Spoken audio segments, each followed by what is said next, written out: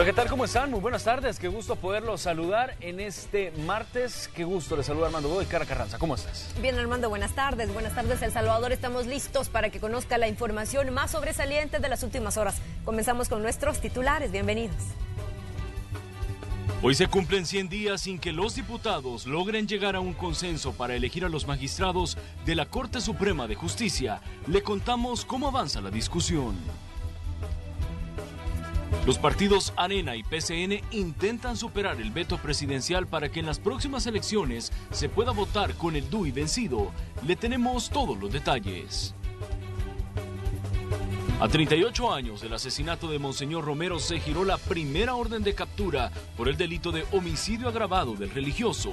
Las autoridades aseguran que tuvo participación directa en los hechos. Los accidentes de tránsito continúan dejando luto. Una persona murió y otra resultó lesionada tras impactar su vehículo en una de las estaciones del Citram sobre el Boulevard del Ejército. En lo que va del año se registran más de 16,000 percances viales. En el ámbito internacional, continúa la travesía de la caravana de migrantes en busca del sueño americano. Más de 7,000 personas se toman un descanso en tierras mexicanas. Iniciamos con las informaciones. Hoy fue presentada una nueva propuesta de ley especial para la prevención, control y sanción de lavado de activos. La actual derogatoria, no quedaría vigente. Ileana Leiva nos tiene más detalles a continuación. La creciente corrupción en El Salvador ha obligado a las autoridades no solo a reformar leyes, sino a intentar cambiarlas para fortalecerlas, como el caso de la nueva propuesta de ley especial para la prevención, control y sanción del lavado de activos, con la que se pretende darle un golpe a quienes incurren en este delito. Ahora estamos definiendo en el listado quiénes son las personas que deben estar en ese listado como personas de riesgo políticamente. Se está fortaleciendo la parte de los informes que puedan dar el sistema bancario en los reportes de operaciones en efectivo. Con esta nueva ley se estaría creando una Comisión Nacional sobre el tema de lavado de activos, la cual incluiría a nuevas instituciones. Muchas instituciones representadas, el Ministerio de Seguridad y Justicia, la Corte Suprema de Justicia, la Fiscalía, la Superintendencia y otras entidades que tienen que ver con el tema de la prevención posiblemente de lavado. Como ente supervisor al Tribunal Supremo Electoral. Se está poniendo como ente supervisor para que supervise el rol y las finanzas de los partidos políticos. De aprobarse, se estaría derogando a la vigente. Además, se cambiaría de nombre a la Unidad de Investigación Financiera y pasaría a ser la Unidad de Análisis Financiera, otorgándole mayor poder a la Fiscalía General de la República.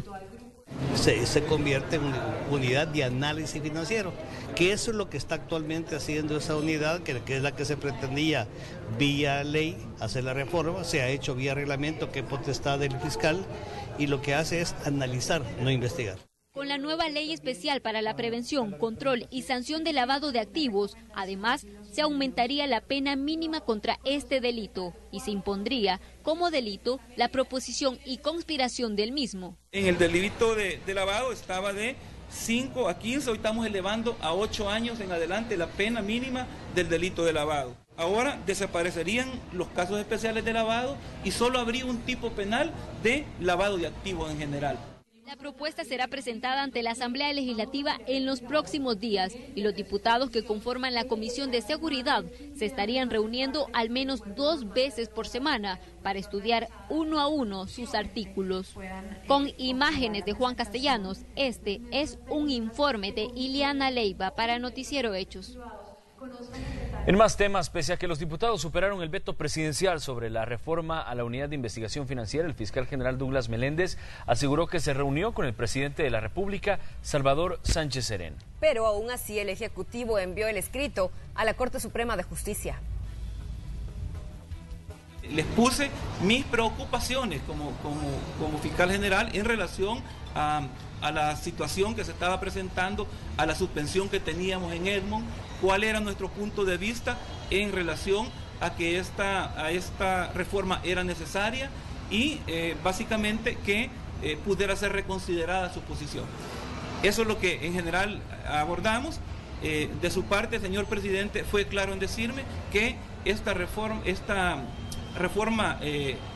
digamos, superado el veto, iba a pasar a la Corte Suprema de Justicia. Todos estamos esperando que la Asamblea Legislativa nombre lo más pronto posible pues, a los magistrados, y eso desentramparía de alguna manera este tema de que pueda revisar la nueva sala, puedan verificar y revisar esta reforma y digan si es constitucional o no es constitucional para salir digamos, del nudo en que estamos.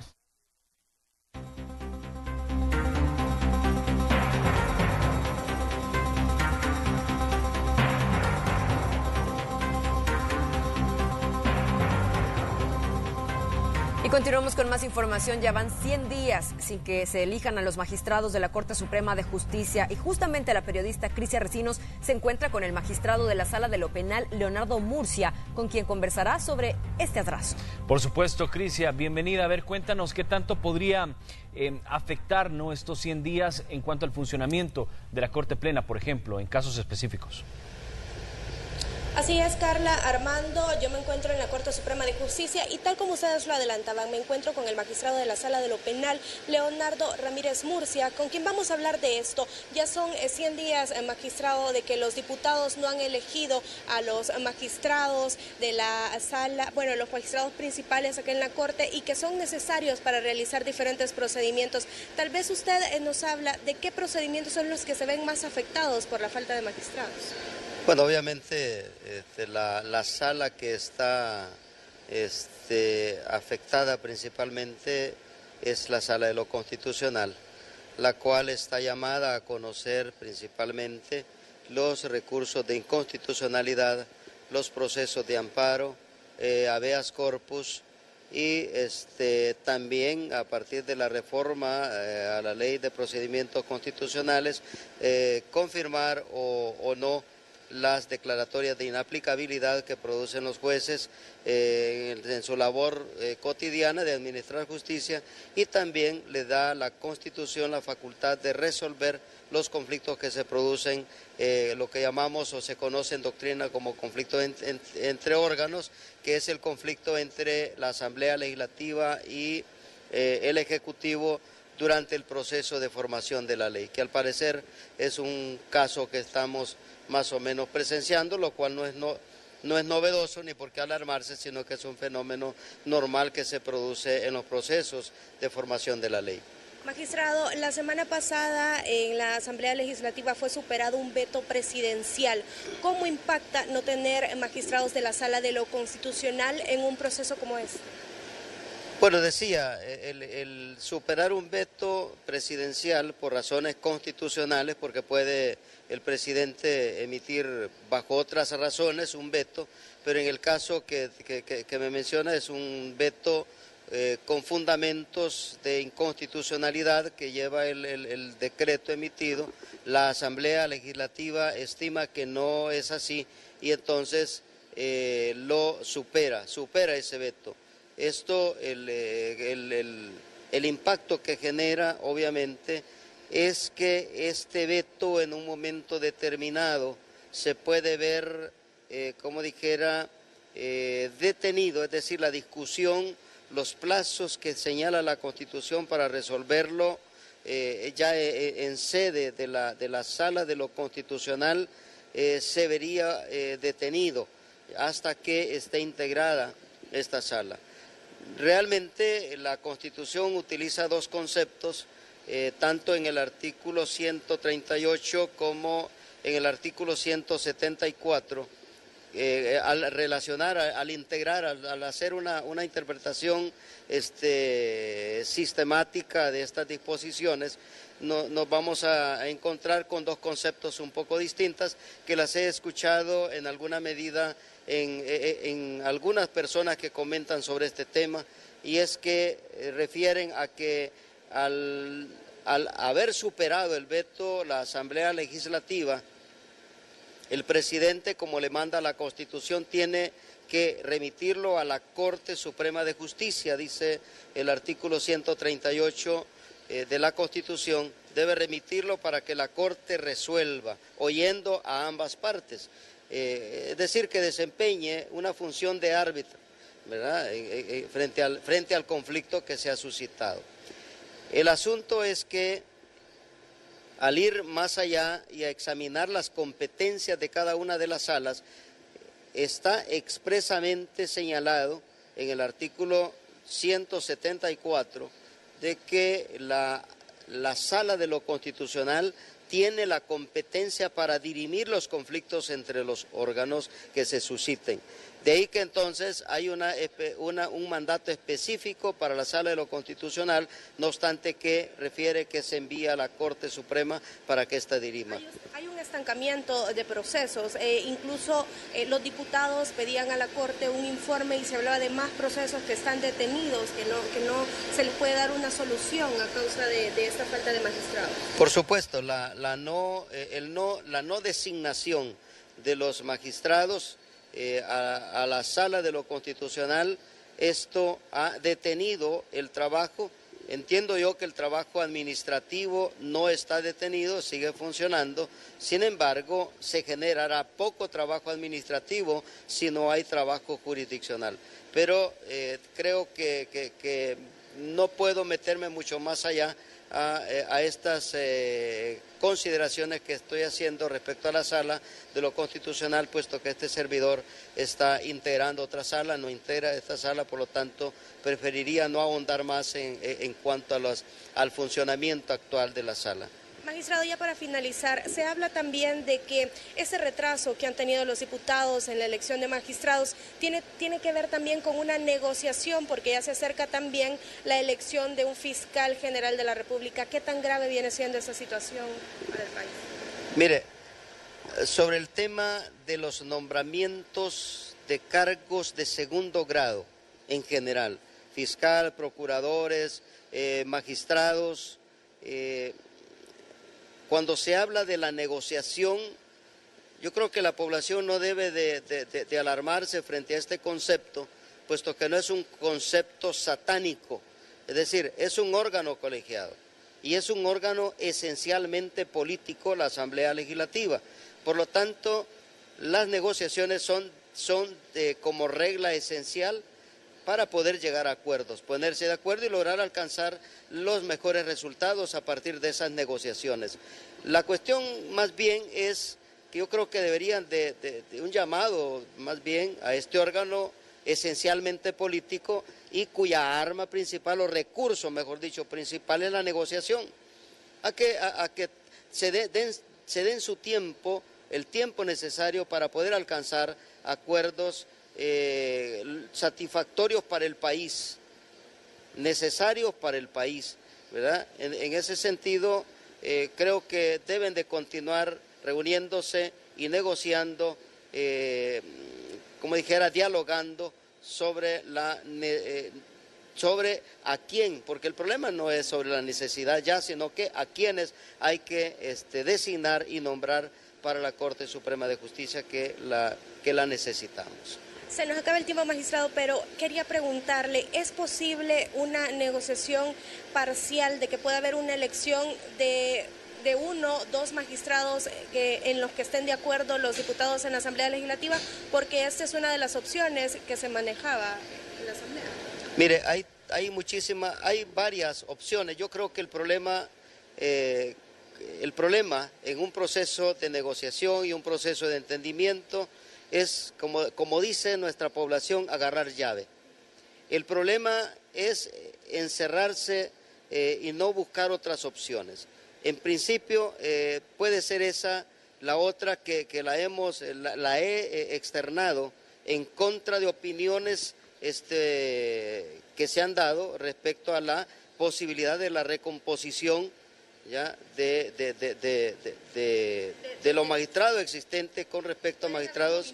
Pues, a mi manera de ver, si la Sala de lo Constitucional no razonó, sí lo dijo, pero no razonó, no fundamentó. Y además el peticionario nunca le dijo a la Sala de lo Constitucional, quiero que usted declare la inconstitucionalidad de esto.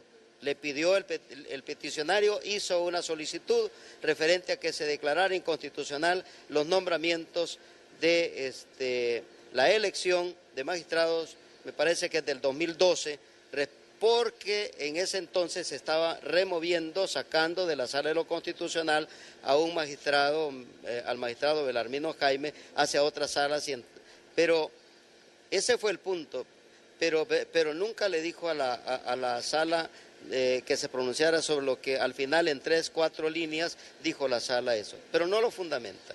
Yo creo que hay que saber entender lo que le piden y lo que le responden, lo que no piden y lo que se excede, o al final de cuentas lo que puede decirse más allá de lo que el ciudadano pueda pedir o pueda ser fundamentado constitucionalmente. Pero bueno, estoy diciendo, tiene la Asamblea Legislativa una diversidad de opciones, no solamente para poder encontrar salidas sabias, salidas que equilibren. Yo creo que el punto esencial en la integración de la Corte como de la Sala de lo Constitucional o de las distintas salas es el equilibrio, buscar el equilibrio, la ecuanimidad, los Perfecto, ahí teníamos el enlace precisamente que estaba haciendo Crisia Recinos con uno de los magistrados de la Corte Suprema de Justicia. Vamos a continuar hablando de este tema, y es que hoy se cumplen 100 días sin Sala de lo Constitucional, y en la Asamblea Legislativa se encuentra el periodista Raúl Hernández, quien nos informa qué ha pasado. ¿Habrá algún avance entre los partidos políticos? Esa es la pregunta que tenemos todos. Adelante, Raúl, bienvenido. Así es, muy buenas tardes, informando desde la Asamblea Legislativa. Ahora se cumplen 100 días sin Sala de lo Constitucional de la Corte Suprema de Justicia, y aquí en este órgano de Estado, al parecer, los diputados continúan entrampados para poder tomar una decisión. Es importante recordar que los anteriores magistrados culminaron el pasado 15 de julio y desde entonces la Corte Suprema no tiene sala. ¿Qué dicen los diputados sobre este trazo? Escuchemos. Se me cae la cara de vergüenza de esto que está pasando en la Asamblea Legislativa. Ya es algo que no tiene ninguna justificación. Puede tener explicación, porque todo tiene una explicación lógica, pero no tiene ya justificación. Esto lo que nos está demostrando es la incapacidad de las fuerzas políticas que dominan este país de ponerse de acuerdo en temas centrales. De acuerdo a información de la Corte Suprema de Justicia, en la actualidad hay al menos 100 recursos presentados, los cuales no se han podido conocer por falta de la Sala de lo Constitucional, y no se ha podido hacer efectivo el derecho de ciudadanos que han presentado estos recursos. Incluso algunos legisladores hablan que en los próximos 15 días ya podría haber humo blanco en ese proceso de elección. Hemos estado en algunas conversaciones, esperamos que terminen teniendo fruto en esto y que al final se pueda tener a los magistrados. Ya veremos realmente si se quiere servirle al país, sobre todo que se quieran hombres que tengan, en primer lugar, por supuesto, que tengan la capacidad, personas que sean transparentes. Entonces, no, nuevo listado, entonces vamos a volver a hacer otra vez los que dicen que están interesados en resolver. ¿Para qué meter ese ambiente de una nueva lista? Pero sí está dentro de los 30 los posibles electos. Ahí no hay otra salida, es los 30, no vamos a repetir lo de hace 9 años, esos son los que están y ahí no nos vamos a salir. Es importante recordar que para este proceso se requieren los votos de al menos 56 diputados. Habrá que esperar si Arena y FMLN, las fracciones mayoritarias, logran ponerse de acuerdo en los próximos días. Más detalles en la emisión estelar de Noticiero Hechos. Pasen buenas tardes. Buenas tardes, Raúl, gracias por tu informe. Bueno, el Juzgado Cuarto de Instrucción ordenó decretar la detención provisional del coronel Álvaro Rafael Saravia, acusado por el homicidio de Monseñor Óscar Arnulfo Romero. Para tener más detalles de este caso, nos enlazamos con el periodista Enrique López, hasta el Centro Judicial Isidro Menéndez. Adelante, Enrique, te escuchamos. Así es, compañeros, amigos televidentes, muy buenas tardes. Les informo desde el Centro Judicial Isidro Menéndez, ya que este día el Juzgado Cuarto de Instrucción ha emitido la resolución en torno al caso del homicidio de Monseñor Óscar Arnulfo Romero. Por tal motivo, ha decretado la detención provisional contra el capitán Álvaro Rafael Saravia por el delito de homicidio agravado en contra de Monseñor Romero. Esto deja sin efecto el sobreseimiento definitivo emitido el 31 de marzo del 2003 y resolver abrir el caso el 12 de mayo del año 2017. En cuanto a la existencia de elementos de juicio suficientes para estimar que el imputado tuvo participación en los hechos, de acuerdo a la declaración de un testigo que relacionó a Saravia con la muerte de Monseñor Romero. señala que de las declaraciones testimoniales descritas se deduce que el imputado Álvaro Saravia tuvo participación en la comisión del delito al cumplir órdenes y dar órdenes y además en diseñar parte de la estrategia que se emplearía en la ejecución de la muerte de Monseñor Óscar Arnulfo Romero. El juez Rigoberto Chicas ha resuelto enviar un oficio al director de la Policía Nacional Civil y a Interpol El Salvador para que procedan a la búsqueda, ubicación y detención del capitán Saravia, ahora prófugo de la justicia. Por lo que las acciones pendientes deben ser iniciadas, investigadas y, de ser necesario, judicializadas, utilizando los procedimientos que establece el Código Penal actual. Advierte el juez que al no haberse individualizado plenamente en la presente causa a otras personas que hayan participado en la muerte de Monseñor Romero, pero que se afirma que sí existen, es necesario brindar más y mejores garantías a la persona o personas que se le puedan imputar un delito y además por brindar mejores técnicas de investigación a la Fiscalía, a quien le corresponde la investigación. Hasta el momento, el capitán Álvaro Rafael Saravia es el único procesado en este caso. De haber otras personas involucradas, tanto la querella como instituciones interesadas pueden abocarse al Ministerio Público para que inicie una investigación. Compañeros, este es parte de mi informe. Más detalles se los estaré presentando en la emisión de Hechos Estelar. Por el momento, regreso con ustedes. Gracias, Enrique. Buenas tardes. Y en más temas, el exfiscal Luis Martínez fue enviado a juicio por presuntamente divulgar material reservado del sacerdote español Antonio Rodríguez, conocido como el Padre Toño. Veamos. En agosto de 2014, el exfiscal general de la República, Luis Martínez, se habría reunido con autoridades de la Iglesia Católica para presentarles unos audios producto de escuchas telefónicas que revelaban, entre otras cosas, detalles de la vida personal del entonces sacerdote Antonio Rodríguez, conocido popularmente como Padre Toño. Todos los ciudadanos tenemos que denunciar la corrupción.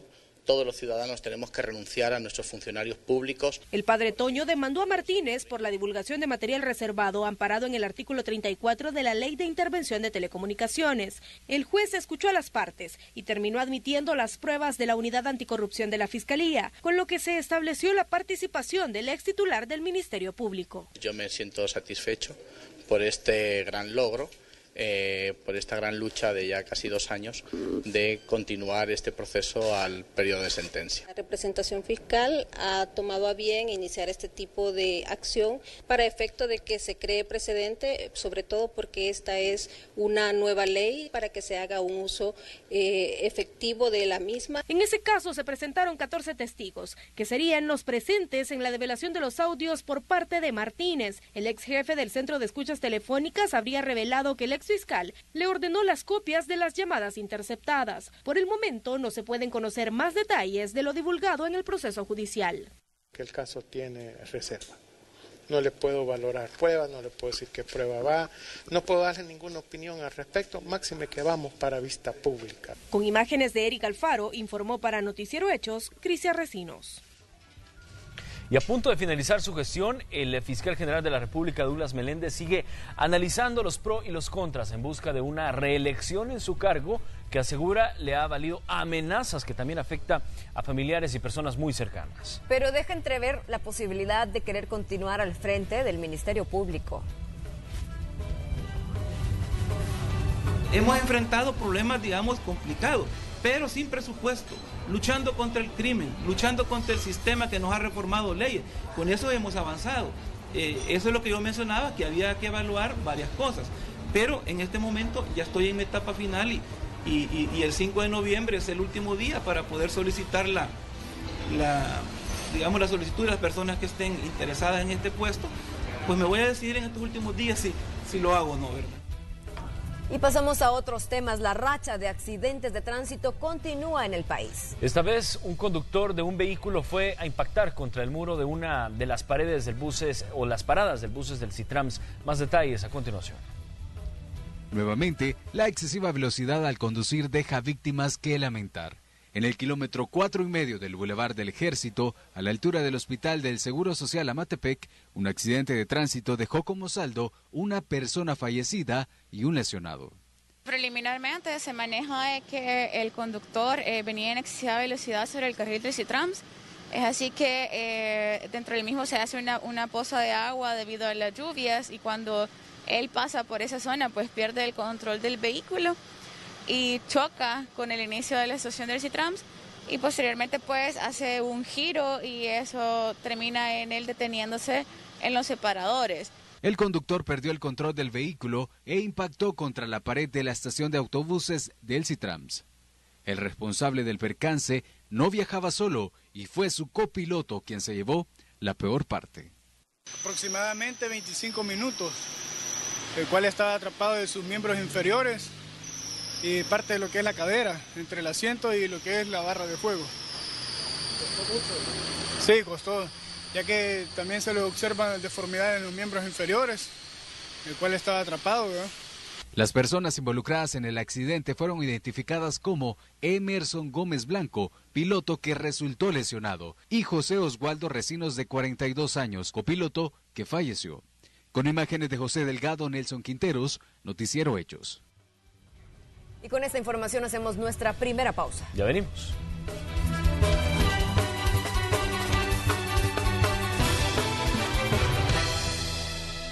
Y siempre sobre este tema, al menos 2 grupos de salvadoreños ya están organizados para salir en caravana hacia los Estados Unidos. El primero pretende iniciar su trayectoria el 28 de octubre a las 5 de la mañana. Saldrán desde la Plaza al Divino Salvador del Mundo y el segundo colectivo se prepara para partir el 31 de este mes. Entre las recomendaciones que se dan a los interesados están llevar sus documentos de identidad, viajar con ropa cómoda y carga ligera. Además, en un hecho, las caravanas de salvadoreños saldrán a finales de este mes, al menos así lo han dicho miembros de la Iglesia Católica. Aseguran ya haber coordinado diferentes tipos de ayuda para quienes partirán en busca de un futuro mejor. No estamos de acuerdo con que este momento no es el preciso, el mal momento para emigrar. Yo creo que debemos de verlo como el grito de angustia. Es la postura de las iglesias históricas ante el incremento del flujo migratorio irregular de familias hacia Estados Unidos. Como muestra de solidaridad, anunciaron que ya activaron una red de contactos con iglesias de Guatemala y México para que les ayuden ante cualquier necesidad. Estos desplazamientos masivos, a su juicio, son reflejo de la profunda crisis que existe en el Triángulo Norte, al tiempo que repudiaron que se le llame delincuentes a los migrantes.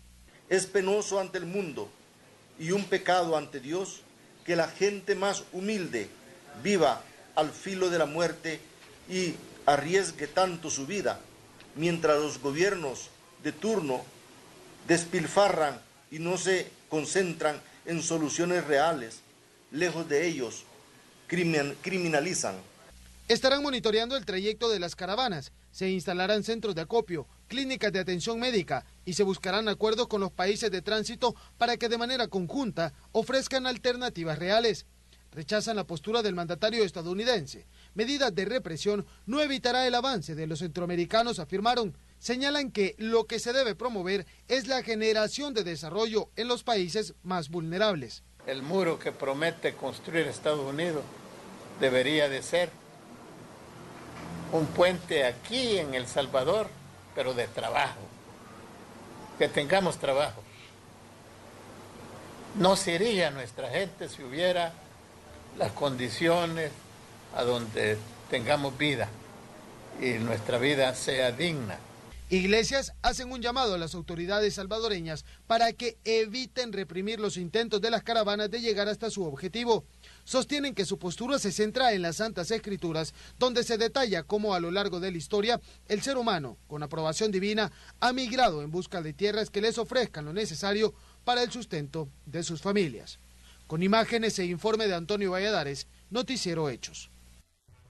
Y pasamos a otros temas. Este martes, el presidente de la República, Salvador Sánchez Serén, viajó a La Habana, Cuba, para cumplir con una misión oficial. Serén es acompañado por una comitiva de ministros y funcionarios con quienes cumplirá una amplia agenda de intercambios y encuentros bilaterales. Esta es la segunda visita que realiza el mandatario a la isla. La primera fue en el 2015, cuando se alcanzaron importantes acuerdos en salud, educación, deportes, cultura y medio ambiente.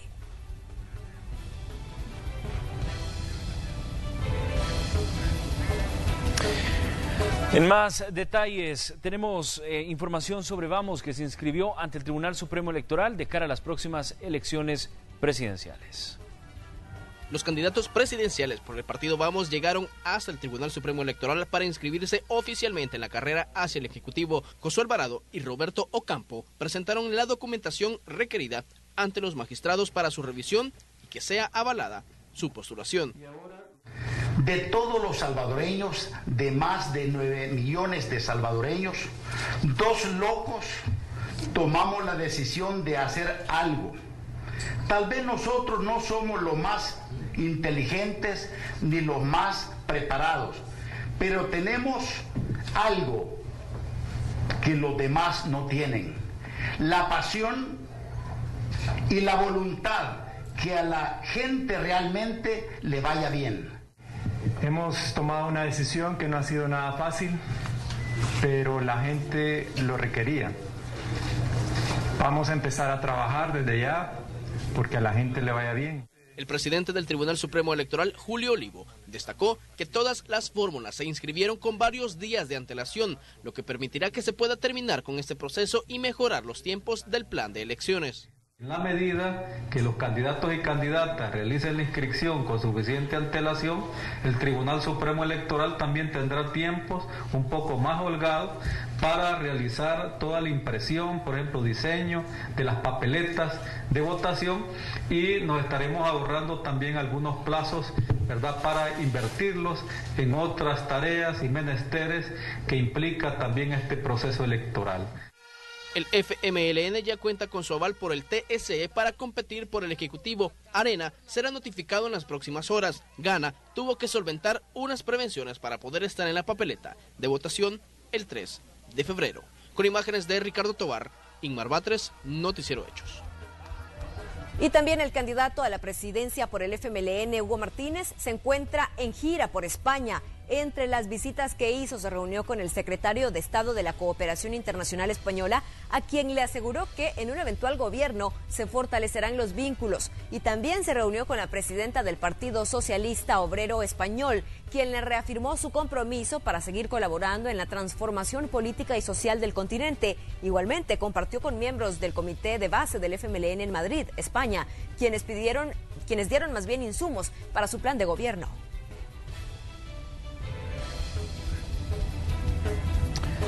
En más, Cambio Democrático propuso reformas a la ley de partidos políticos para que los institutos que reciban financiamiento producto de actividades ilícitas sean cancelados, a pesar de que tengan diputados en la Asamblea Legislativa. También estarían obligados a regresar toda la deuda política que les entregó el Estado por cada voto obtenido en elecciones. Estamos proponiendo que cuando se compruebe que un partido político han entrado a sus arcas fondos ilícitos y los ha usado, este sea motivo de cancelación de dicho partido político. Y este debe de ser un motivo de cancelación independientemente de que cuente o no cuente con diputados en la Asamblea Legislativa. Y en más temas, con los votos de los diputados de Arena y el PCN en la Comisión de Reformas Electorales de la Asamblea Legislativa, se acordó superar el veto del presidente de la República, Salvador Sánchez Serén, para que se pueda votar con DUI vencido en las comisiones del próximo año. Sin embargo, el Pleno Legislativo, ahí se necesitan 56 votos para tomar una decisión definitiva.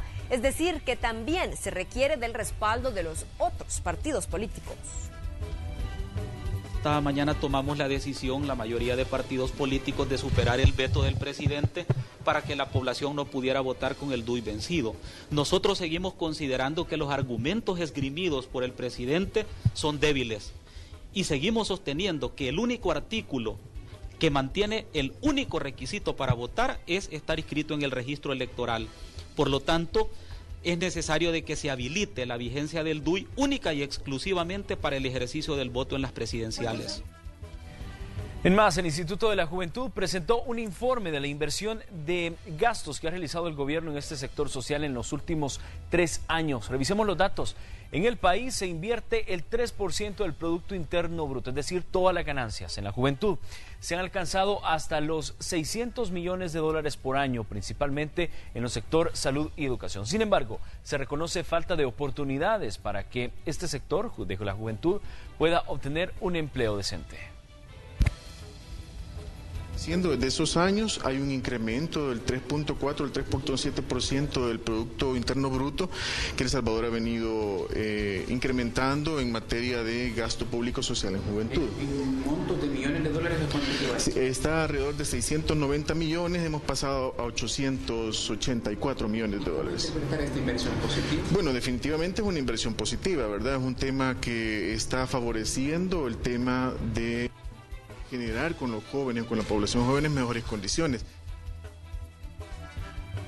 Y el tema hídrico continúa en la mira de los salvadoreños, esta vez compatriotas residentes en el exterior, acompañados de representantes de instituciones internacionales, se pronunciaron exigiendo a los diputados de la Asamblea Legislativa la pronta aprobación de la Ley General de Aguas. Sostienen que durante los últimos meses han enviado más de 10,000 correos electrónicos a diferentes jefes de fracción, pero a la fecha no han tenido respuesta, por lo que se dieron a la tarea de recolectar firmas con las que solicitarán una audiencia con los legisladores.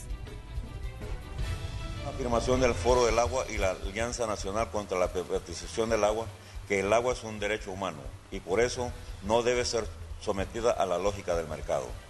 Como derecho humano y bien público, la administración del agua requiere una gestión pública con la participación del gobierno, las organizaciones sociales y ambientales, los y las trabajadoras y trabajadores y las comunidades.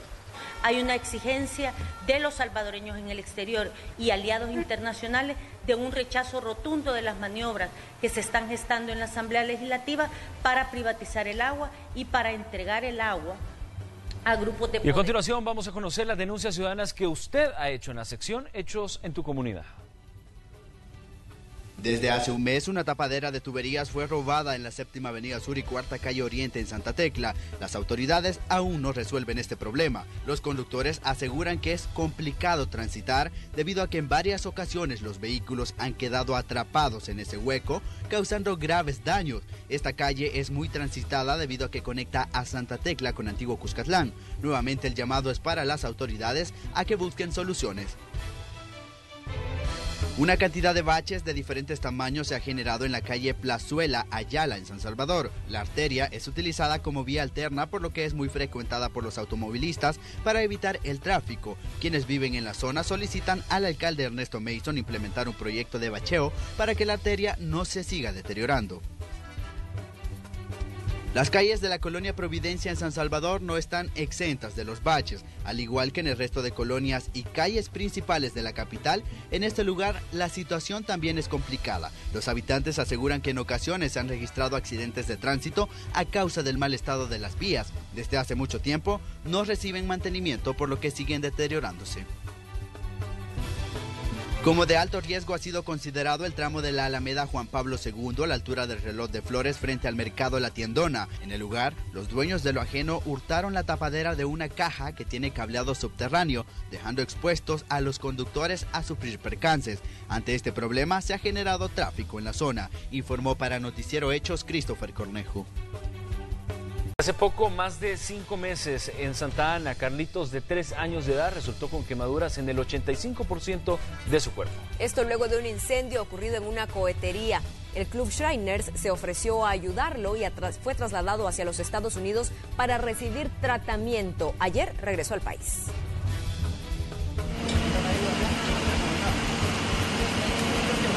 Este era Carlitos hace 5 meses. El 14 de mayo, un incendio en una cohetería clandestina en el cantón Ranchador de Santa Ana lo dejó con quemaduras de 3er grado y en el 85% de su cuerpo. El diagnóstico era reservado, la esperanza de vida limitada por la gravedad de sus lesiones. Sin embargo, un milagro ocurrió. Contactamos con la mamá y con la gente del Hospital Bloom desde la noche y nos pusimos a trabajar en eso y conseguimos todas las cosas para lograr sacar pasaportes, sacar visas y gestionar los fondos para poderlo trasladar en un avión ambulancia. El Club Shriners, que desde hace varios años brinda ayuda médica a niños salvadoreños con diferentes padecimientos, se ofreció para trasladarlo a un hospital en Galveston, Estados Unidos, donde recibiría el tratamiento adecuado. La familia de Carlitos accedió. Ha tenido varias cirugías allá en el hospital de Galveston con los mejores cirujanos del mundo para el tratamiento de quemados. 5 meses después, este es Carlitos en su regreso a El Salvador. Más de 2 meses en cuidados intensivos, varias cirugías y diferentes tratamientos físicos y psicológicos lograron que el niño de 3 años, contra todo pronóstico, se recuperara. Con el riesgo de perder sus 2 piernas, y me dijeron que si la salvaban no podía caminar él, pero sí, gracias a Dios, sus piernitas están bien. Volver a El Salvador, si bien significa reencontrarse con sus seres queridos, no es fácil para Guadalupe. Y es que en el incendio también resultó lesionado uno de sus sobrinos y su madre, quien tras presentar quemaduras en el 95% de su cuerpo, falleció 10 días después. A eso hay que sumar el reto que significa para Carlitos adaptarse a su entorno. Sí se siente un poquito triste y se ponía afligido porque me decía que ya no estaba bien, porque como se quemó su carita, estaba asustado, no quería verse en espejos, me decía que ya no iba a jugar con los niños porque lo iban a molestar mucho. En su recuperación también queda un largo camino, ya que deberá viajar de 2 a 3 veces al año a Estados Unidos para continuar su tratamiento, esto hasta cumplir los 21 años. Se van a ir haciendo cirugías para recuperar la movilidad y también para la parte estética, ya que para un niño también sí es grave y pesado esa parte, pues tener cicatrices en su cuerpo. Si no hubiera sido por ellos, no estuviera mi niño, pero primeramente gracias a Dios, porque él me los puso en el camino. El costo del tratamiento que Carlitos recibirá durante los próximos 18 años supera los $800,000. Se estima que en el Hospital Bloom, cada año por lo menos 4 niños son atendidos con lesiones así de graves. Con imágenes de Erika Alfaro, informó para Noticiero Hechos, Crisia Recinos. Y continuamos con más información. Fue inaugurada la tradicional feria del Instituto Técnico de Exalumnos Salesianos, que se realiza desde 1992. Hoy se trata de la edición número 37 de esta importante feria, donde participan más de 400 proyectos realizados por los estudiantes en las distintas especialidades. Aquí se expone innovaciones en diseños y de proyectos en el campo de electricidad, electrónica, aeronáutica, entre otras ramas. Pone de manifiesto la creatividad, el conocimiento, la imaginación y sobre todo la alegría salesiana que nos caracterizan. Es un espacio de expresión académico, técnico, espiritual y cultural con el enfoque metodológico basado en proyectos. Acompáñenos al siguiente espacio publicitario. Ya venimos.